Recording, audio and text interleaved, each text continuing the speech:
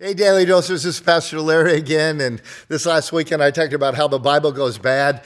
I want to take a couple of daily doses and talk about how the Bible goes great, because it's the lamp unto our feet. It shows us a way of salvation, who God is, who Jesus is, and how he wants us to live. But once again, we don't always know how to read it. And so I want to give you one little trick that someone taught me early on that has been incredibly helpful. In the last Daily Dose, I talked about these are real letters to real people written in real time and real situations. But sometimes when you're reading it again and again and again, a particular passage, you start to go, okay, I got it. Is there anything more there?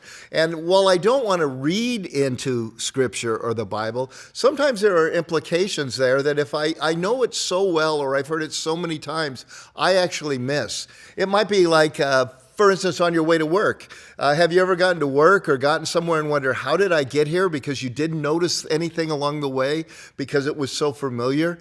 So those of us that have walked with Jesus a long time or read the Bible, we can have passages that do that. So one of the things to open up what is obvious, but what I don't see because I think I know it so well, is to ask a question of a passage of Scripture. And so let me give you an example. You could take the book of James, even though it says nothing about marriage, and you could ask the book of James this question as you're reading through it. What does this tell me about my marriage? And suddenly when you read, count it all joy, my brothers, when you fall into various trials, you'd go, oh, that applies to my relationship. When it says be quick to listen and slow to speak, oh, that maybe applies to how I deal with my spouse. Or you could ask, what does it say about a family? You could read the book of Acts and say, what does it show me about conflict? And suddenly, every time you're reading through the book of Acts, every story of conflict in the early church, you're starting to see how people responded and what went well and what didn't go well and what godly people did and what those who weren't godly did. It is just an amazing thing when you put on the lens of a question.